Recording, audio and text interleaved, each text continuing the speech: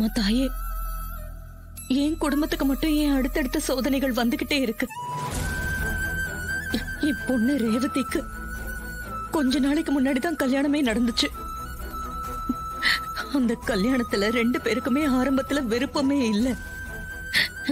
என்னோட கட்டாயத்துலதான் அவங்க கல்யாணமே பண்ணிக்கிட்டாங்க. கல்யாணம் ஆகியும் கொஞ்ச நாள் அவங்க வேண்டா வெறுப்பா மட்டும்தான் வாழ்ந்துகிட்டு இருந்தாங்க. இப்பதான் அவங்க சந்தோஷமா இருக்காங்க. இந்த நேரத்துல அவளுக்கு குண்டடிப்பட்டு ஆபத்தான நிலைமையில ஆஸ்பத்திரியில இருக்கா.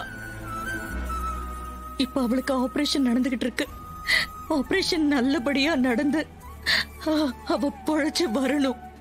அதுக்கு நீதான் துணையா இருக்கணும்.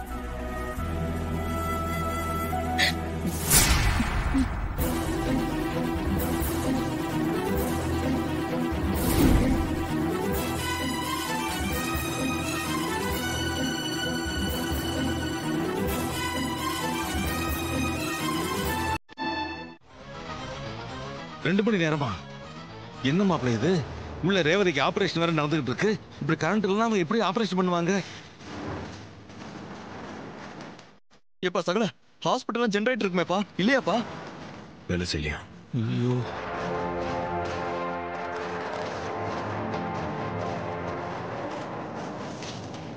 சிஸ்டர், ஹாஸ்பிட்டல் ஜெனரேட்டர் வேலை செய்யலாமே. இவ்வளவு பெரிய ஹாஸ்பிட்டல்ல ஜெனரேட்டர் ரெடி பண்ணி வச்சுக்க மாட்டீங்களா? சாரி சார், இன்னைக்கு தான் ஜெனரேட்டர் ரிப்பேர் ஆச்சு. சர்வீஸ் கால வர சொல்லியிருக்கோம், இன்னும் வரல சார். ஏப்பா சகல, என்னப்பா சிஸ்டர் இப்படி சொல்லிட்டு போறாங்க? இன்னையோட அந்த ரேவதி ஒழிஞ்சா. கரண்ட் இல்லாம ஆபரேஷன் நிக்க போகுது. ஜெனரேட்டரும் இல்ல. ரேவதி, நீ போய் சேருடி. மகேஷ் இல்லாம நான் தவிக்கிற மாதிரி உன் புருஷனும் நீ இல்லாம தவிக்க போறான். மாப்பிள்ள, உள்ள ஆபரேஷன் வேற நடந்துகிட்டு இருக்கு. கரண்ட் இல்லாம ஏதாவது பிரச்சனை ஆயிட போகுது மாப்பிள்ள. ஏதாவது பண்ணுங்களேன். நான் ஜெனரேட்டருக்கு அரேஞ்ச் பண்றேன் மாமா.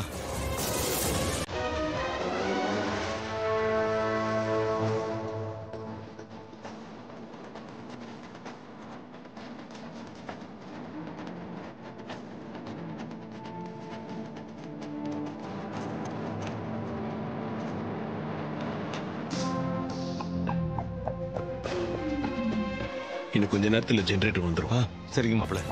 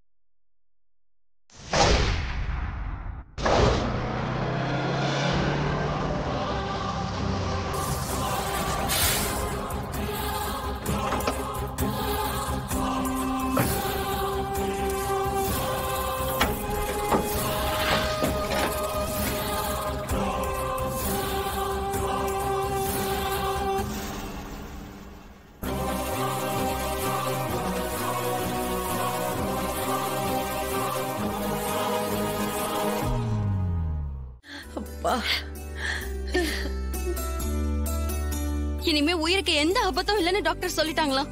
இது போதும்மா. அம்மா, தாயே, மகமாயி, என் வயித்துல பாலை வாத்துட்டேம்மா. என் பேத்தியை காப்பாத்தி கொடுத்துட்டேன் தாயி. உனக்கு கோடானு கோடி நன்றி அம்மா. கோடானு கோடி நன்றிம்மா. அம்மாடி தாயி, நீ மட்டும் ரத்தம் கொடுக்கலன்னா என் பேத்தி நிலைமை என்ன ஆயிருக்குமோன்னு நினைச்சு பார்க்கவே பயமா இருக்கு. உனக்கு ரொம்ப நன்றிம்மா. எனக்கு ஏமா நன்றி எல்லாம் சொல்லிக்கிட்டு, நான் கும்பிடுற சாமி தான் ஏன் ரத்தத்தை கொடுத்து உங்க பேத்திய காப்பாத்துற புண்ணியத்தை எனக்கு கொடுத்திருக்கு. ரொம்ப சந்தோஷமா, மனசு நிறைஞ்சு சொல்றேன். இனிமே உங்க பேத்திக்கு எந்த பிரச்சனையுமே இருக்காது. அவங்க 100 வருஷம் நல்லா இருப்பாங்க பாருங்க. உன் வாக்கு அப்படியே பலிக்கட்டுமா. நீ நல்லா இருக்கணும். வாங்க, நம்ம ஆஸ்பத்திரிக்கு போலாம். வாமா. சரி, போலாம் துர்கா. போங்க.